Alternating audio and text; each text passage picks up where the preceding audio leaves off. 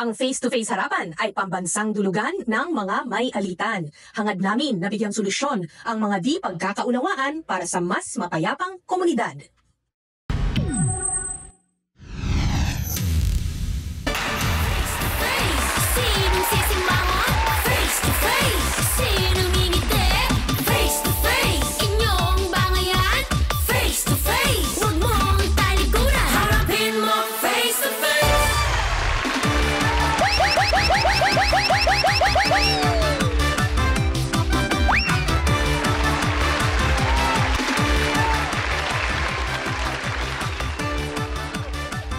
Sabi nila, the eyes are the windows to the soul. Wow. Sa matang araw nalalaman kung gumagawa ka ng kabutihan.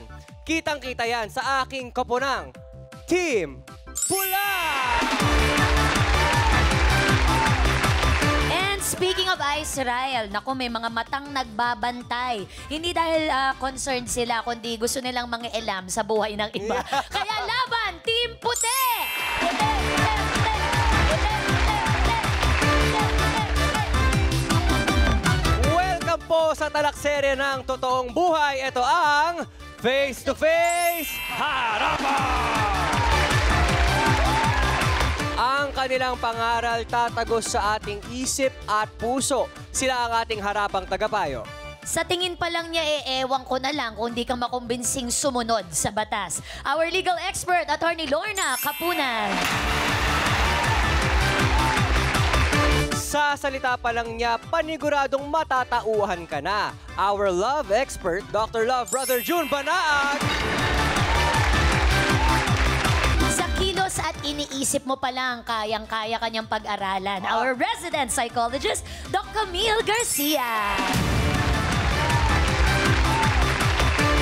At siya naman ang handang mamagitan at tumulong sa mga nagbabanggaan sa barangay.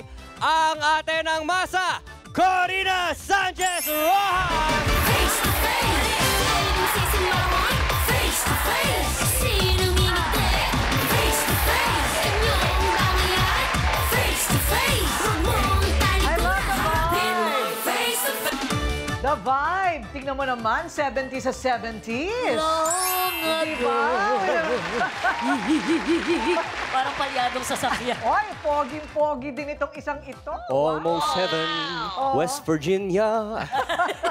Sensitibo ang paksa natin ngayon, okay? Dahil isang babae ang nagrereklamo dahil sa pamboboso. Yan, pamboboso umano ng kanyang kapitbahay. Okay? So medyo kakaiba. At ang masaklap pa raw, sa halip na sawayin, kinukonsinti pa raw ng kinakasama. Iba rin ang trip nila, di ba? Okay, nako, wag po kuya kung ayaw mong mauwi sa kalaboso sa boso. May dala po siyang ganun. Sa mga butas ng pintuan ng palikuran, si Nela ay nabosohan. At ang salarin, ang kapitbahay na si Ian. Iyan, sobrang bastos mo naman. Hindi mo ba alam na pwede ka namin kasuhan sa ginawa mo sa pamangkin ko, pamboboso? Di po totoo yung mga pinaparatang kay Iyang. Hindi po niya po magagawang mamboso po. Kilala ko po yung tao. Di po totoo yun. Masilip at may tama kaya ang kamalian sa isa't isa tungo sa maayos na samahan? Siya raw ang palaging binobosohan ng kinakasama ng kanyang inirereklamo. Okay? Tingnan natin kung ano ang totoo. Nela, humarap ka na.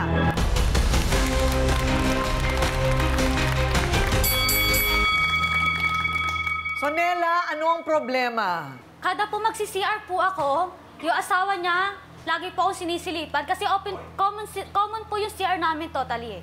Lahat po gumagamit. Eh, minsan po kasi pag nagsi-CR ako lang po talaga mag-isa, wala pong katao-tao kasi lahat po nagtatrabaho. Last time po, na-champion po siya ng nanay ko na sinisilipan ako sa may pinto banda. Tapos tinanong po siya ng nanay ko, anong ginagawa mo dyan? Ang sagot niya, naglagay lang daw po siya ng galon sa tapat ng pintuan namin. Pero isang beses lang nangyari yon. Hindi po. Oh. Mga 3, 2 po. Ayun. Ang ano lang po, kinukusinti pa po siya ng asawa niya. Paano mo naman nasabi na kinukonsinti siya? Kasi po, nagsusumbong ako sa asawa niya. Tas dinedegma ako ng asawa niya, hindi daw totoo. Chinichismis pa ako na may gusto daw ako sa asawa niya, pangit ang asawa niya. Ano naman yung tungkol sa panty, dun sa underwear? Ano naman ang kwento doon? Ganito po yung Korea, pag kada po maliligo ako, tapos na ako magbihis, nagugulat ako paglabas ko ng pintuan namin, na siya na, uy, yung panty mo, kulay ganyan, ganyan. Syempre nag-expect ako, uy, ba't alam mo, ginagano ko siya. So tumatama yung kulay ng underwear? Tumutugma sa sinasabi niya na kung ano yung kulay ng panty ko. Tumutugma sa sinasabi niya. Bakit naman sa palagay mo ginagawa niya yon? May gusto talaga sa'yo? Parang ano po kasi yung tatay ko po nasaktan po yung anak niya. Kaya po siguro gumaganti sa akin. Bakit naman nasaktan niya? Yung kapatid ko po kasi naglalaro po siguro sila ng mga sakitan, mga ganun.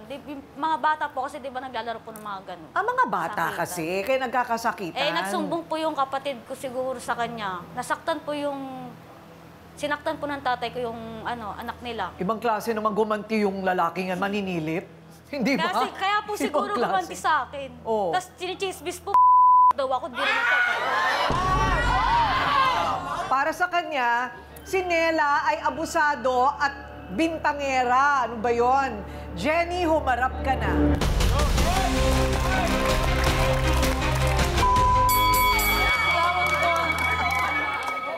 Diretsahang tanong, Jenny.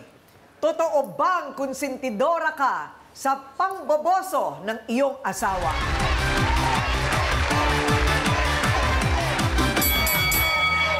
Okay, Jenny, ang ating harapang tanong, totoo ba na konsentidora ka pa sa pamboboso ng asawa mo sa kanya sa CR? Wala pong katotohanan yung Ate Cory. Ano wala katotohanan? Nagsasalita nga ako sa'yo, di mo ako inaano, dinidetto Hindi, mo ako. hindi man totoo, hindi binabusahan ka ng asawa ko eh. Ginaganyan mo. Aksidente yun, kasi ang tagal mo sa CR. Gakato ka ng asawa ko, ayaw sumagot. Ay, wag mo ako ginaganyan. Tapos, sumilip na yung asawa ko, tingnan lang kung may tao, nagboso na agad. O ba, ilang beses ang ginagawa ng asawa mo yun eh. O tatanungin kita, ba't alam na asawa mo na kulay panty ko? Uy, kasi lumalabas ka sa inyo, nakapantoy bra ka na lang, kulang nga, mangakit ka ng tao. Ay, hindi. Hindi lang naman yung asawa ko nakakit ka sa inyo ng ganun ah. Marami. Para sa'yo, Dani. Paano ko lalabas na nakaganon ako? Nasa Tuwing beach? pumunta ka sa banyo, nakatapis ka na lang, kulang na, Maganda kasi ako. Inaano ko yung sarili ko eh. Hindi dahil mo, nangakit ka nga. Nangakit ka nga. Maraming nakakakita. Bakit? Nakabukas ba yung pinto habang nag-ano ka? Hindi po, Nagwawa? yung CR po namin, di ba, common po. So, yung sa pagsarado po ng pinto, may parang ganyan po na nakauwang. Hindi po Ayan, siya Ryle, pakikuha mo nga sa ating mesa ng ebidensya. Ito po yung uwang na sinasabi, no? Yung uwang, ayan, pakita natin. Medyo malaki. Oy, malaki nga yung uwang. Ayan. Ito yun. Ito, ano naman ito? Ano naman ito? Ano po, ayan, ano po. Open po kasi CR namin. Di po No, umaakit yung ulo nila dyan? Opo. Umaakit yung ulo? Patungan po kasi dyan yun. May patungan po. Sino naglagay ng patungan yung mga naninilip? Eh, di buwagin nyo ulit. Minsan, sir na yung asawa ko, tapos kumakatok siya, ayaw naman sumagot.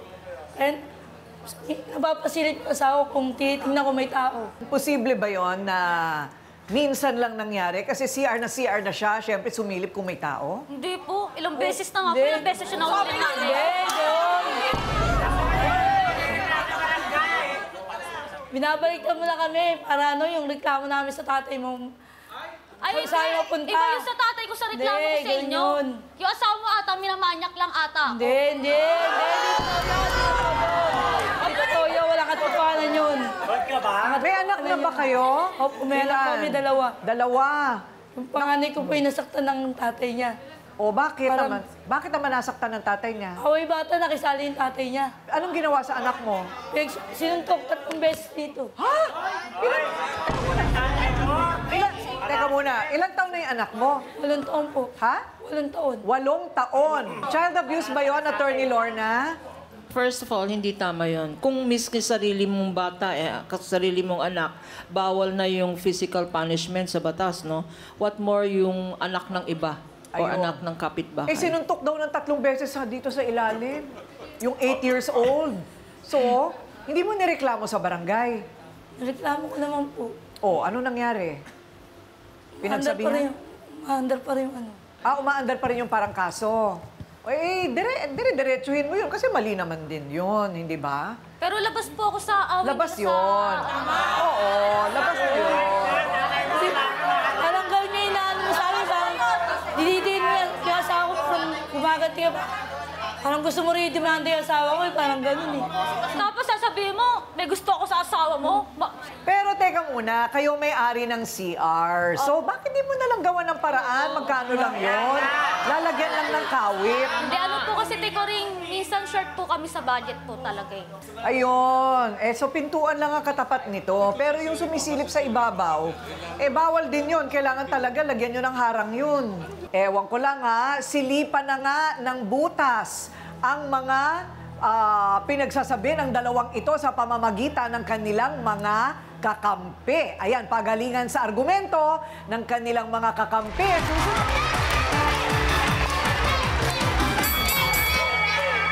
Eto na ang kampihan. Sabi nga ni Nela, meron siyang testigo. Eto na, ang nanay ni Nela na siyang nakasaksi sa aktwal na paninilip ng kinakasama ni Jenny. Says, humarap ka na.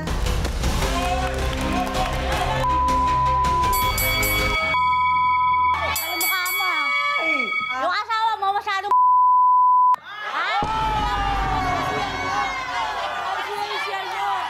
dalawang beses yan, ha? Nakita ko siya. Ang tagal niyang bumalik.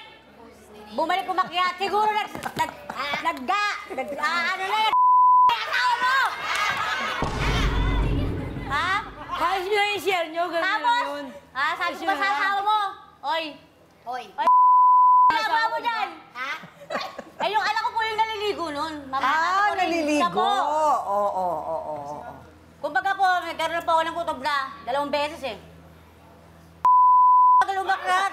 Siguro ganon. Eh di, nung pangatlo, sinundan ko na. Ate ko rin, yung butas. Imbis na takpan niya, yung mata niya yung nilagay sa butas. Tinakpan nga naman. Kaya nga sabi ko, Hoy, anong ginagawa mo dyan? Naglalaro ka? Ano, tago-taguan? Anong sagot? Magsisiyar daw po siya. Magsisiyar ka na meron kang narinig na nagtatabo ng tubig? Ano yun? Kung gusto mo lang ng ba't yung asawa mo anong pagtyagaan? Gaano katagal na kayo nagre-renta doon? 6 na buwan na po. 6 na buwan. Pero ito ay unang beses nangyari? Ibig sabihin nakatatlo pero kalauna na lang. Opo. Hindi yung simula pa lang ng 6 na buwan. Yung butas po kasi na yun, pinapatakpan ko rin po. Sadya po talagang tinatanggal. Tawagin na nga natin para malaman ang punot dulo ng pagtatalo. Ang sinasabing ng boboso umano kay Nela. Ian, humarap ka na.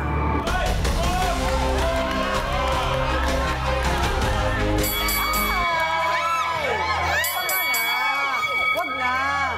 May mas maayos na paraan para, di ba, mapanagot. Ba't ang dami mong tato? Hindi ka naman galing sa loob? Galing po ako. Ha? Dati po. Galing ka rin. Doon ka nagpatato. Ganon. Okay. May trabaho ka? Nag-e-bike po ako. Ha? E-bike driver.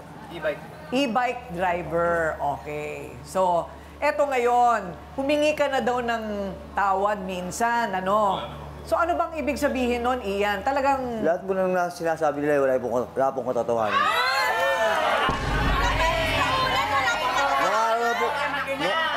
Nung araw na po na yun, share na po ako, kumakatok ako, walang sumasagot, kaya sumilip po ako.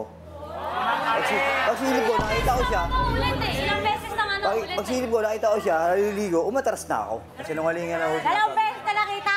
Ha? Sinita pa kita. Ay, sabi ko, anong ginagawa mo dyan? Ba't tumisilip kami naliligo? Ano ginagawa ko? Nagdinakatayo, di ba? Nakatayo ka, anong ginagawa mo? Baka ka na.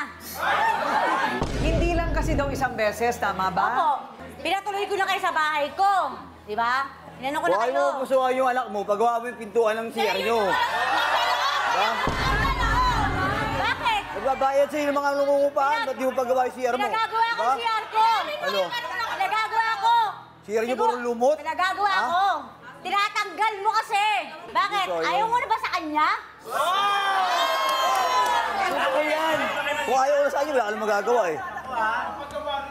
Okay, teka muna. Ang importante dito, ma-establisan natin kung ilang beses ito nangyari. Kasi kung sasabihin mong isang beses lang, parang medyo lusot yung, hindi, nasi-CR ako eh, kaya tinignan ko sa loob. Pero kung nagdalawa, 3 beses na.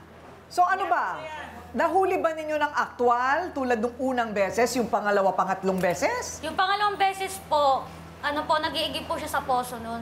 Oh. Tapos po, naliligo po ako nung time na po yun. Nagmamadali din po ako kasi may asikasuhin din po ako. Oh. Tapos nagulat po ako, may naglapag ng tubig sa labas ng pinto. Saka inaabangan niya po yung oras ng ligo ng anak ko.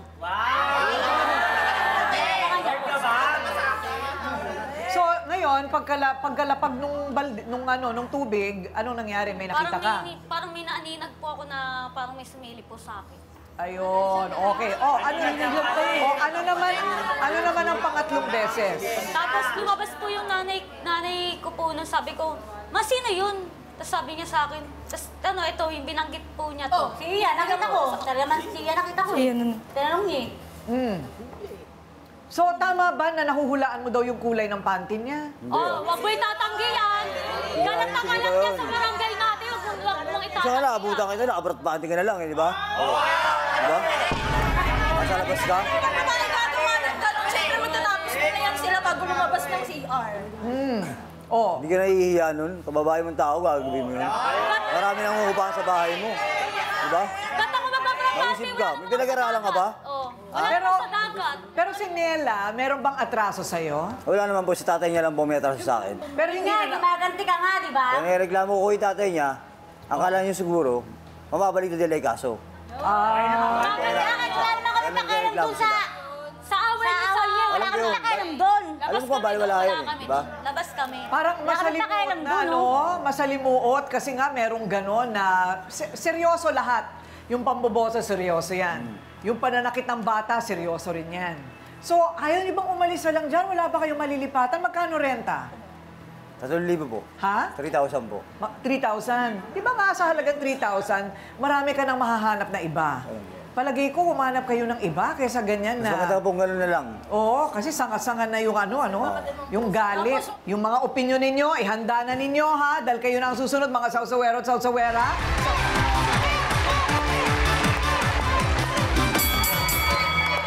Teka muna, ang babae, nasisilipan talaga yan. Pero Ray lang lalaki ba, sinisilipan din?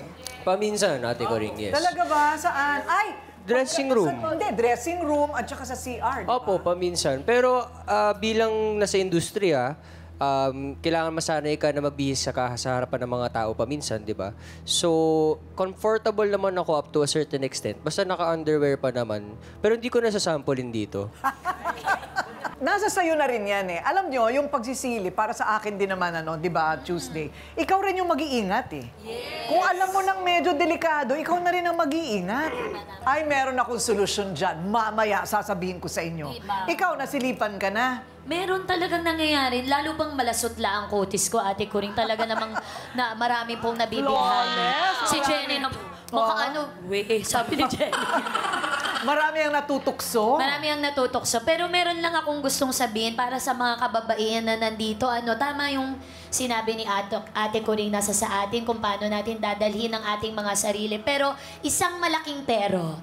Kahit ano pa ang suot natin, maiksi man, mayroon mang konting laman na nakikita, walang nagbibigay ng kahit sinong karapatan sa kahit sinong bastusin tayo. Ano pa ang suot natin? Okay? Okay, opinion. Pula, puti. Seryoso ako What's your name? My name is Mamik. Mamik ka. Anong masasabi mo dito sa Team Puti? For Team Puti, just want to say kay Kuya, isang word lang po. Respeto. Sana, nare-respeto mo si ate, tsaka yung asawa nyo. And another thing, sana mahiya kayo. Kasi kita mo nga, dinedefensahan ka na ng asawa mo. You should understand, kailangan mong kausapin yung tao. Yun ang term. Ay, ang galing niya kung sa hikayan. Di ba? Para siyang therapist kung makipag-usap. Yeah. Okay, go. Pula. Naniniwala ako sa katagang innocent until proven guilty. Bakit? May konkretong ebidensya ba kayo? Na-videohan nyo ba? Ang meron lang na ebidensya ka, yung testigo ng nanay mo. Nanay mo yan, malamang kakampihan ka niya. So, paano naman yung karapatan ni Kuya? Tsaka, Pangalawa lang din to add, kapwa babae sa babae po, nanay. Kung alam nyo naman pala, kung sigurado kayo na nasa panganib yung anak nyo, hindi ba dapat gumagawa agad kayo ng paraan para maalis siya dun sa panganib na yon? Bakit umabot ng 3 beses, 2 beses, wala pa rin kayong ginagawa? Walang reklamo sa barangay, sa pulis. Bakit imbis na ikaw yung kumakausap sa asawa niya, bakit hinahayaan mo yung anak mo pang kumausap sa kanya? Eh, yun lang naman po. Ayan! Okay! Dr. Love, anong may papayo mo sa kanila? Anong solusyon? Para kay Ian, sabi mo kanina, kumakato ka, pero walang sumasagot. Kaya sinilip mo kung may tao.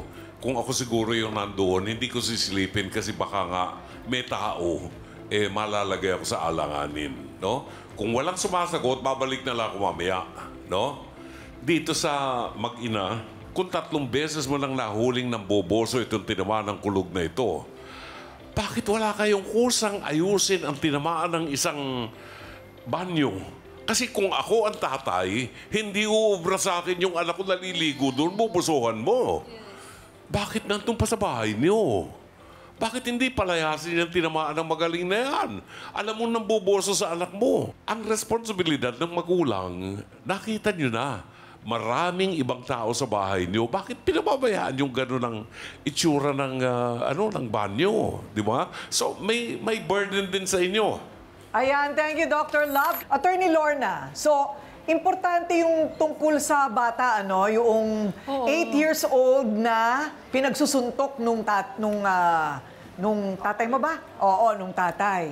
So, ano ba ang doon? Barangay muna o diretso ng habla? Klarong-klaro na ang ginawa ng tatay, violation ng Republic Act 7610, ang tawag doon, for the special protection of children. Mabigat ang parusa dyan. Ang parusa dyan sa ginawa niya, aabot ng at least, hindi kukulang sa 3 years. 3 years imprisonment at saka at least 10,000 pesos ang fine. In fact, pag ganyan, napaka-seryoso yan na hindi na kailangan dumaan sa barangay. Tumawag na kayo, number 1, ipa-blatter na yan. Dapat naka-blatter yan.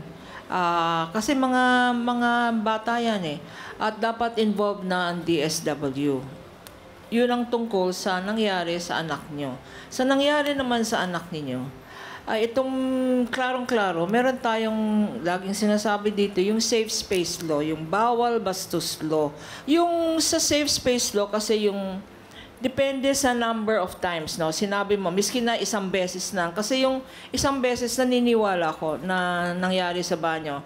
Yung second time na kwento mo, Iha, yung sinabi mo parang siya. So, hindi sigurado. Yung third time, hindi naman nangyari sa'yo, parang kwento ng nanay mo, no? So, even if 1 time lang nangyari yan, klarong-klaro na ito ay violation ng bawal bastos law. Yung first offense, kung minsan lang nangyari yan, merong penalty na magbayad ng 1,000 pesos. Fine. At although first offense, walang imprisonment. Kasi baka hindi naman serious offender, meron yang kailangan na community service. 10 araw ka dapat magsilbi sa komunidad kung first offense. Ngayon, second offense. Kung second offense, lumalaki ang parusa. 6 to 10 days ang parusa. Imprisonment of 6 to 10 days. At ang penalty, fine, 3,000 pesos. So, palaki ng palaki. Ngayon na, ang storya natin, kung totoo man, 3 times na nangyari. Nako, pag 3 times na, hanggang 30 days na ang imprisonment. 30 days at ang penalty ay hindi bababa ng 10,000 pesos. So, ayan. Seryoso tayo sa bawal bastos law na yan. Ayan, thank you very much, Attorney Lorna. Doc Camille, anong maipapayo mo? Kung tungkol naman po sa voyeurism, no, meron po kasing pagkakataon na kailangan malaman natin kung bakit nagkakagano na isang tao. Kumisan biktima siya ng child abuse or kaya nagkaroon ng trauma or even yung bang umaabot tayo sa punto na dati naging biktima tayo ng bullying. So we see control and power sa ganitong klaseng ginagawang, sabihin natin, sexual disorder or sexual arousal na nakukuha sa ganito. Pag ganyan po, pwede pong magkaroon ng tinatawag nating CBT or Cognitive Behavior Therapy para matulungan yung tao na maintindihan niya na mali yung ginagawa niya. Pangalawa, pwede rin po mag-undergo ng medications kung sakasakali na makikita natin kung bakit ganun yung dynamics ng ginagawa ng isang tao. Pero higit sa lahat, siguro pagdating sa ganyan, isipin nyo rin na talagang tayo kailangan protektahan natin sarili natin. At the same time, matuto rin tayo na makita yung ano ba ang kahalagahan na pinoprotektahan ng sarili para hindi tayo magkakaroon ng ganitong klaseng mga sitwasyon. Yun lang po. Kasi para wala yung victim complex, no? Yes. Gawan mo ng paraan yung sarili nyo para hindi kayo masilipan. Di ba? Takpan nyo o paggawa nyo yung pintuan. Ano kaya kahihinat na ng alitan nila Nela at Jenny? Magkasilipan pa kaya ng pagkakamali ang dalawa sa huling tapatan nila? Dito sa Face to Face Harapan.